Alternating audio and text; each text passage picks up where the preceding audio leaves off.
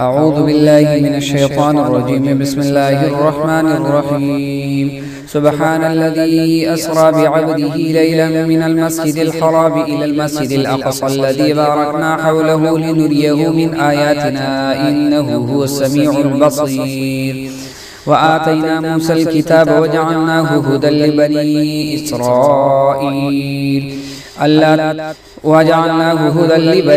إسرائيل ألا تتخذوا من دوني وكيلا ذرية من حملنا مع نوح إنه كان عبدا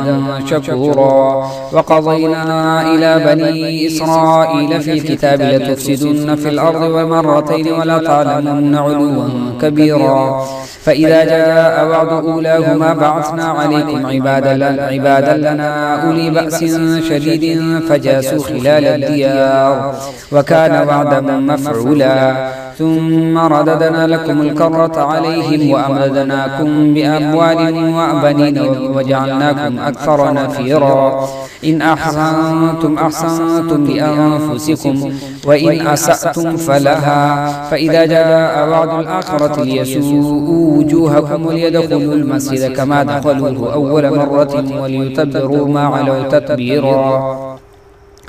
عسى ربكم أن يرحمكم وإن عدتم عدنا وجعلنا جهنم للكافرين حصيرا. إن هذا القرآن يهدي للتي هي أقوم ويبشر المؤمنين الذين يعملون الصالحات أن لهم أجرا كبيرا وأن الذين لا يؤمنون بالآخرة أعتدنا لهم عذابا أليما. ويدعو الإنسان بالشر دعاءه بالخير وكان الإنسان عجولا. وجعلنا الليل والنهار آيتين فمحونا آية الليل وجعلنا آية النهار مبصرة لتبتغوا فضلا من ربكم ولتعلموا عدد السنين والحساب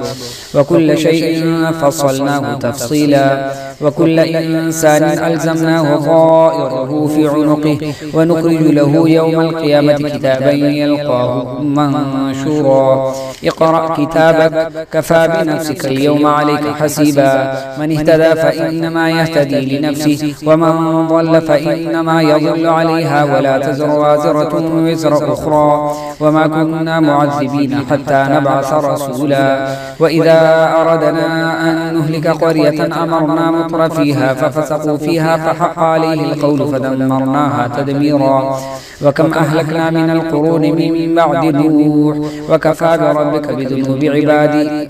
بذنوب عباده خبيرا بصيرا. من كان يريد العاجلة عجلنا له فيها ما نشاء لمن نريد ثم جعلنا له جهنم يصلاها مذموما مدحورا. ومن أراد الآخرة وسعى لها سعيها وهو مؤمن فأولئك كان سعيهم مشكورا. كلا نمد هؤلاء وهؤلاء من عطاء ربك وما عطاء ربك محظورا. انظر كيف فضلنا بعضهم على بعض وللآخرة أكبر درجات وأكبر تفضيلا. لا تجعل مع الله إلها آخر فتقعد مذموما مخذولا. وقضى ربك ألا تعبدوا إلا إياه وبالوالدين إحسانا. إما يبلغن عند الكبر أحدهما أو كلاهما فلا تقل لهما أف ولا تنهرهما وقل لهما قولا كريما. واخفض لهما جناح الذل من الرحمة وقل رب ارحمهما كما ربياني صغيرا. ربكم أعلم بما في نفوسكم إن تكونوا صالحين فإنه كان للأوابين غفورا. وآت ذا القربى حقه والمسكين وابن السبيل ولا تبذر تبذيرا. إن المبذرين كانوا إخوان الشياطين وكان الشيطان لربه كفورا. وإما تعرضن عنهم ابتغاء رحمة من ربك ترجوها فقل لهم قولا ميسورا. ولا تجعل يدك مغلولة إلى عنقك ولا تبسطها كل البسط فتقعد ملوما محسورا. إن ربك يبسط الرزق الرزق لمن يشاء ويقدر إنه كان بعباده خبيرا بصيرا ولا تقتلوا أولادكم خشية إملاق نحن نرزقكم وإياهم إن قتلهم كان خطأ كبيرا ولا تقربوا الزنا إنه كان فاحشة وساء سبيلا ولا تقتلوا النفس التي حرم الله إلا للحق ومن قتل مظلوما فقد جعلنا لوليه سلطانا فلا يسرف في القتل إنه كان منصورا ولا تقربوا مال اليتيم إلا بالتي هي أحسن حتى يبلغ أشده وأوفوا بالعهد إن العهد كان مسؤولا وأوفوا الكيل إذا كلتم وزنوا بالقسطاس المستقيم وزنوا بالقسطاس المستقيم ذلك خير وأحسن تأويلا ولا تقف ما ليس لك به علم إن السمع والبصر والفؤاد كل أولئك كان عنه مسؤولا ولا تمشي في الأرض مرحا إنك لن تخرق الأرض ولن تبلغ الجبال طولا كل ذلك كان سيئه عند ربك مكروها ذلك مما أوحى إليك ربك من الحكمة ولا تجعل مع الله إلها آخر فتلقى في جهنم ملوما مدحورا فأصفاكم ربكم بالبنين واتخذ من الملائكة إناثا إنكم لتقولون قولا عظيما ولقد صرفنا في هذا القرآن ليذكروا وما يزيدهم إلا نفورا قل لو كان معه آلهة كما يقولون إذا لابتغوا إلى ذي العرش سبيلا سبحانه وتعالى عما يقولون علوا كبيرا تسبح له السماوات السبع والأرض ومن فيهن وإن من شيء إلا يسبح بحمده ولكن لا تفقهون تسبيحهم إنه كان حليما غفورا وإذا قرأت القرآن جعلنا بينك وبين الذين لا يؤمنون بالآخرة حجابا مستورا وجعلنا على قلوبهم أكنة أن يفقهوه وفي آذانهم وقرا وإذا ذكرت ربك في القرآن وحده ولوا على أدبارهم نفورا نحن أعلم بما يستمعون به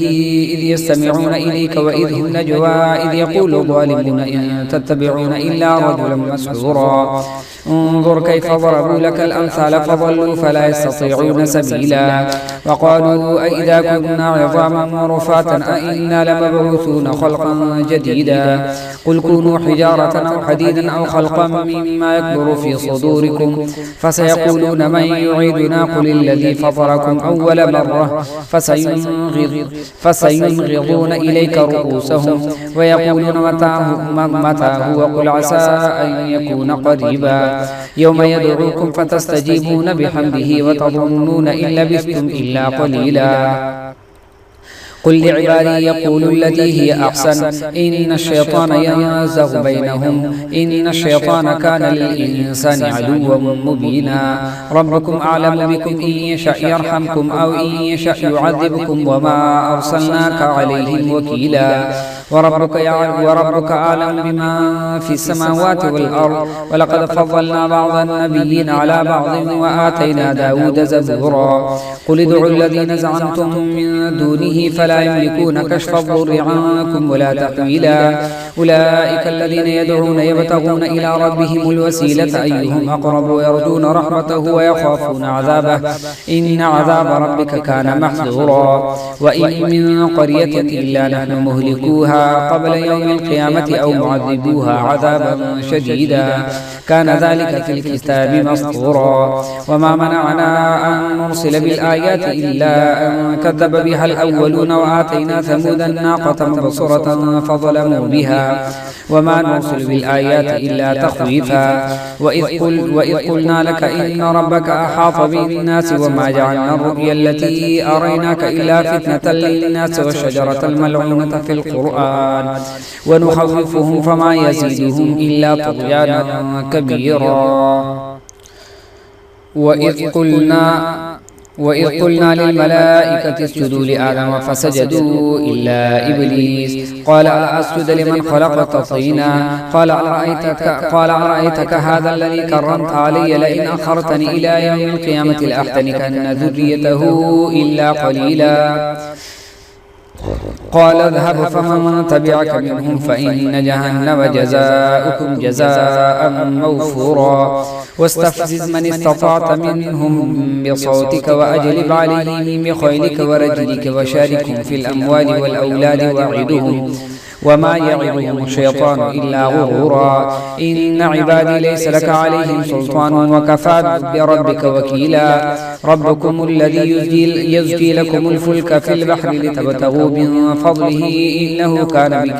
إنه كان بكم رحيما وإذا مسكم الضر في البحر ضل من تدعون إلا إياه فلما نجاكم إلى البر أعرضتم وكان الإنسان كفورا أفأمنتم أن يخسف بكم جانب البر أو يرسل عليكم حاصبا ثم لا تجدوا لكم وكيلا أم أمنتم أن يعيدكم فيه تارة أخرى فيرسل عليكم قاصفا من الريح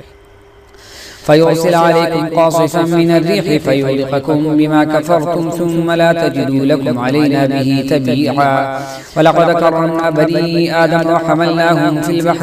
في البر والبحر ورزقناهم من الطيبات وفضلناهم على كثير ممن خلقنا تفضيلا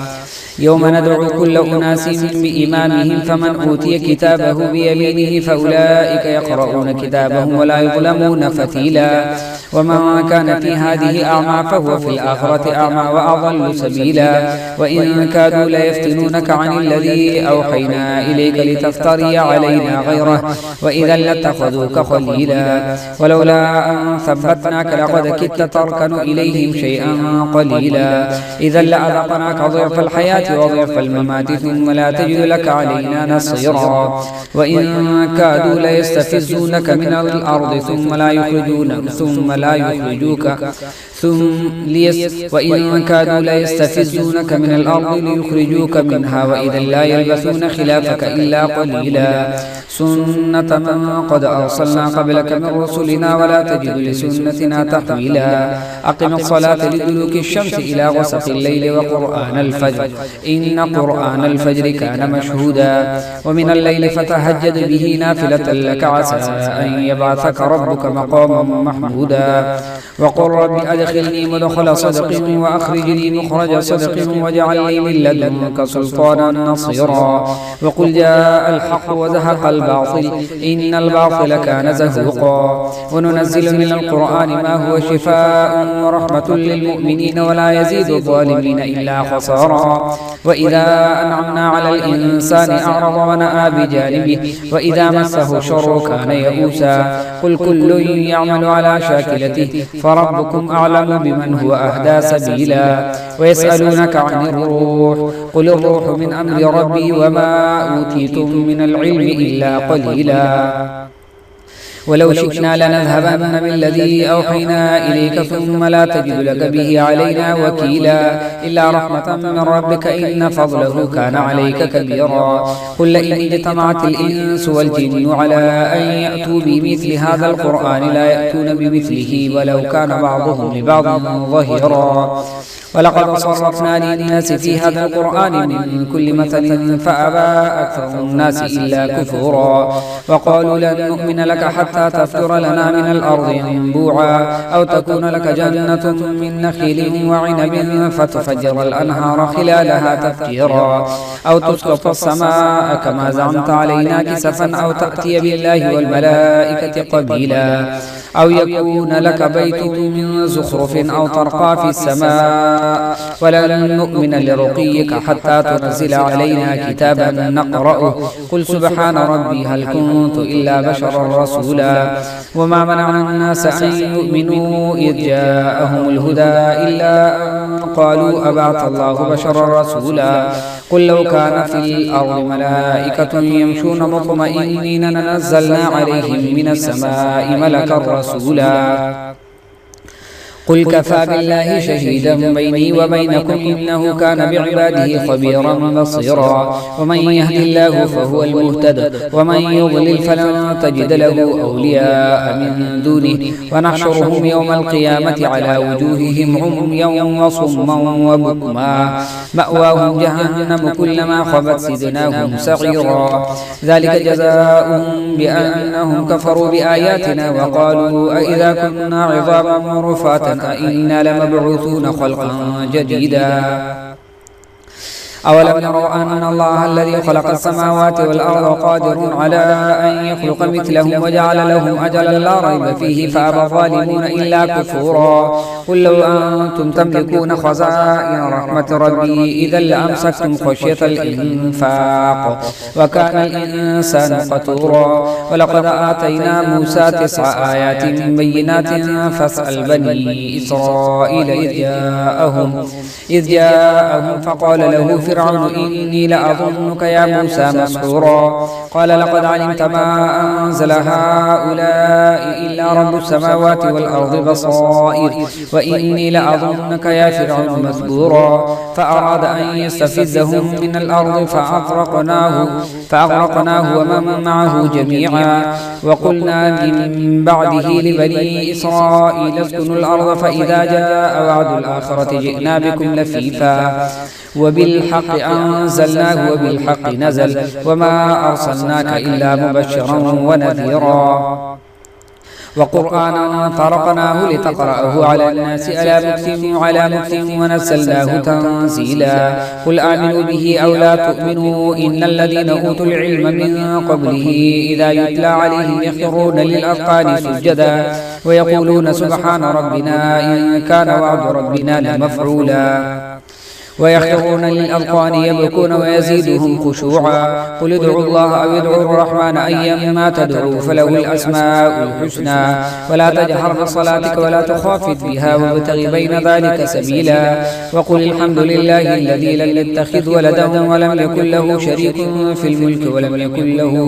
ولم يكن له ولي من الذل وكبره تكبيرا بسم الله الرحمن الرحيم الحمد لله الذي أنزل على عبده الكتاب ولم يجعل له عوجا قيما لينذر بأسا شديدا من لدنه ويبشر المؤمنين الذين يعملون الصالحات أن لهم أجرا حسنا ماكثين فيه أبدا وينذر الذين قالوا اتخذ الله ولدا ما لهم به من علم ولا لآبائهم كبرت كلمة تخرج من أفواههم إن يقولون إلا كذبا فلعلك باخع نفسك على آثارهم إن لم يؤمنوا بهذا الحديث أسفا إنا جعلنا ما على الأرض زينة لها لنبلوهم أيهم أحسن عملا وإنا لجاعلون ما عليها صعيدا جرزا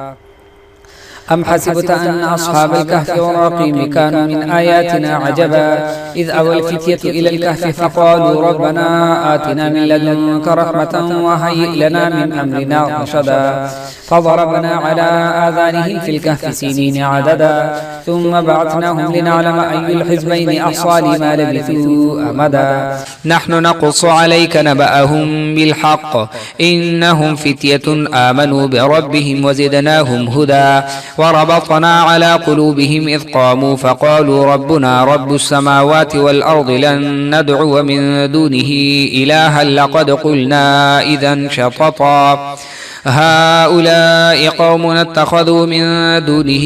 آلهة لولا يأتون عليهم بسلطان بين فمن أظلم ممن افترى على الله كذبا وإذ اعتزلتموهم وما يعبدون إلا الله فأووا إلى الكهف ينشر لكم ربكم من رحمته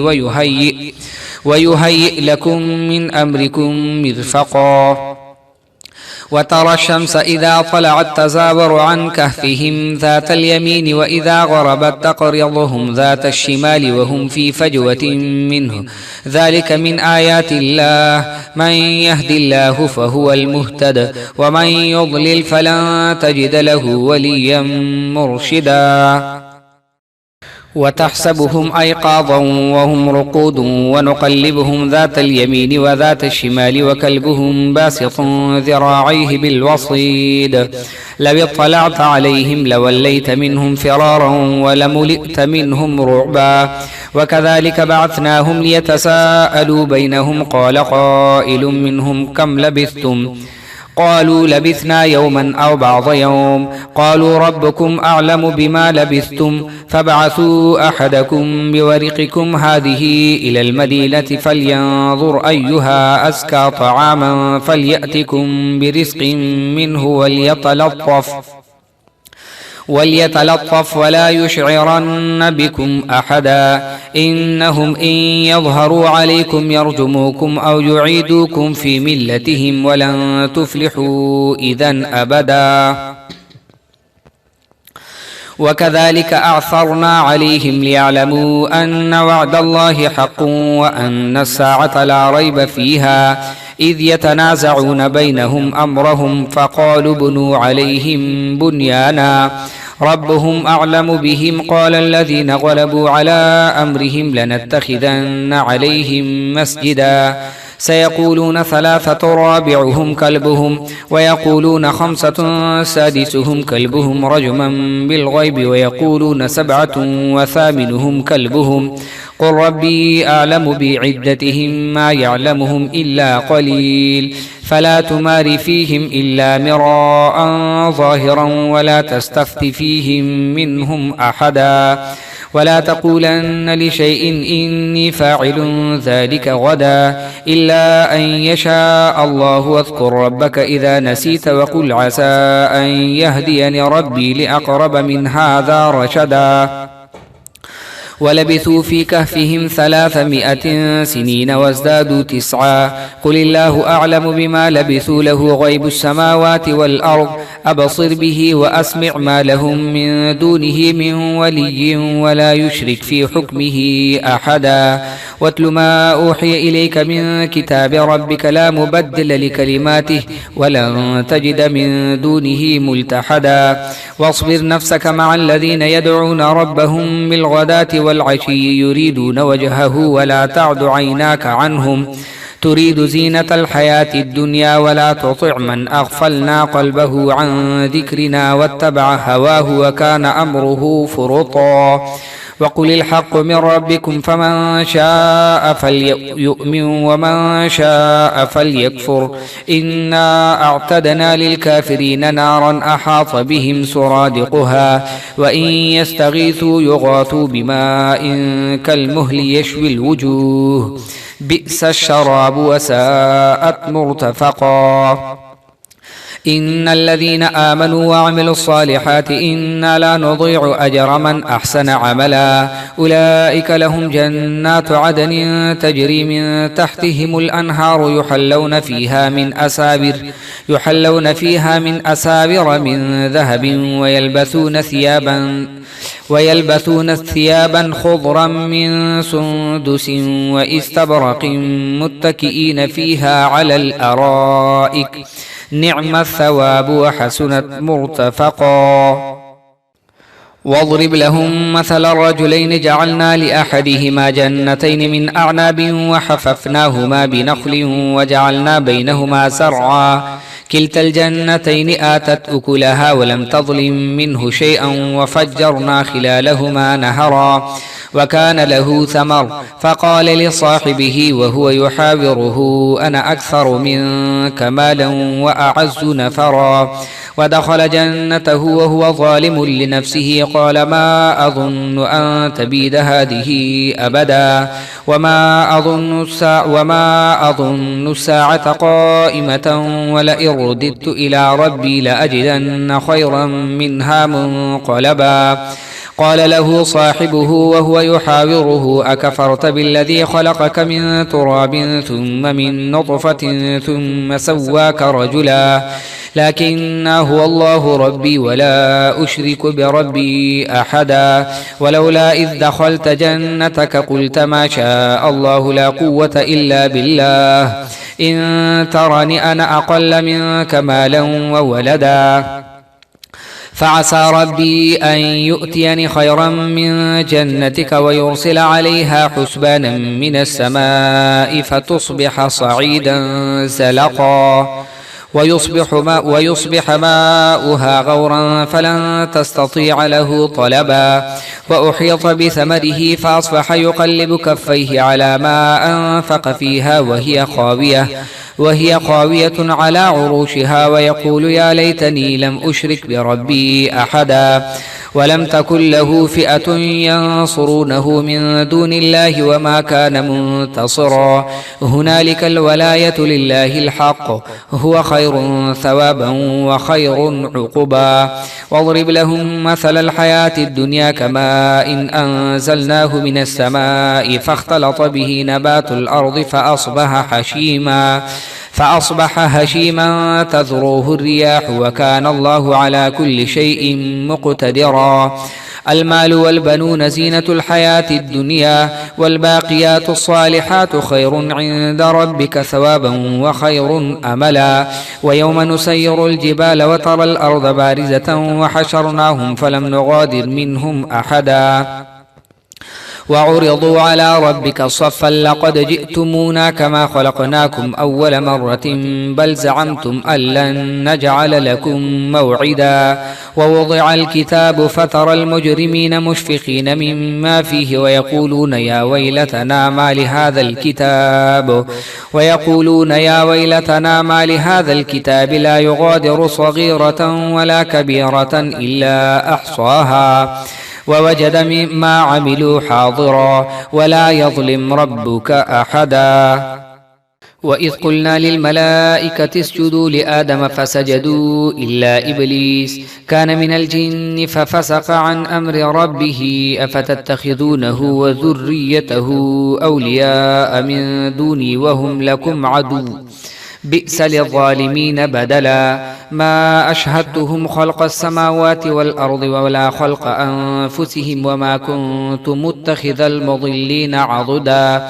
ويوم يقول نادوا شركائي الذين زعمتم فدعوهم فلم يستجيبوا لكم وجعلنا بينهم موبقا ورأى المجرمون النار فظنوا أنهم مواقعوها ولم يجدوا عنها مصرفا ولقد صرفنا في هذا القرآن للناس من كل مثل وكان الإنسان أكثر شيء جدلا وما منع الناس أن يؤمنوا إذ جاءهم الهدى ويستغفروا ربهم إلا أن تأتيهم سنة الأولين أو يأتيهم العذاب قبلا وما نرسل المرسلين إلا مبشرين ومنذرين ويجادل الذين كفروا بالباطل ليدحضوا به الحق واتخذوا آياتي وما أنذروا هزوا ومن أظلم ممن ذكر بآيات ربه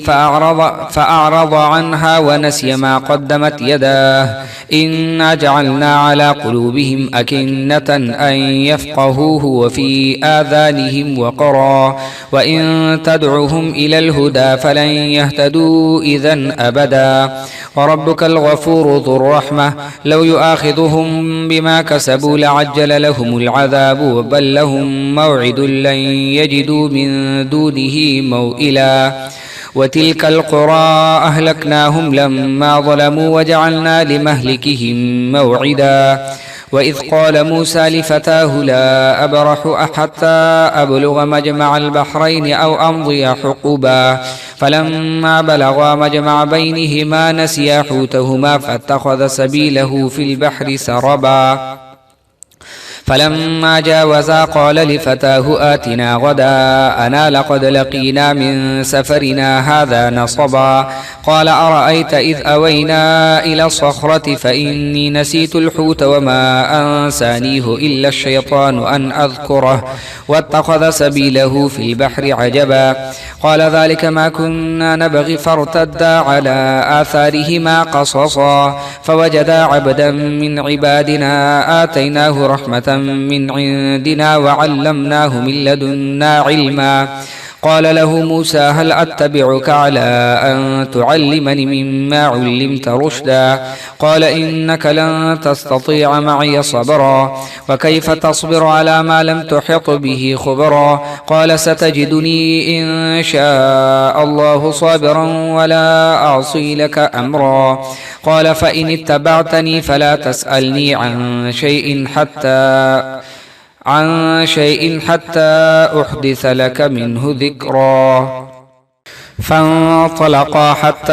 إذا ركبا في السفينة خرقها قال أخرقتها لتغرق أهلها لقد جئت شيئا إمرا قال ألم أقل إنك لن تستطيع معي صبرا قال لا تؤاخذني بما نسيت ولا ترهقني من أمري عسرا فانطلقا حتى إذا لقيا غلاما فقتله قال أقتلت نفسا زكية بغير نفس لقد جئت شيئا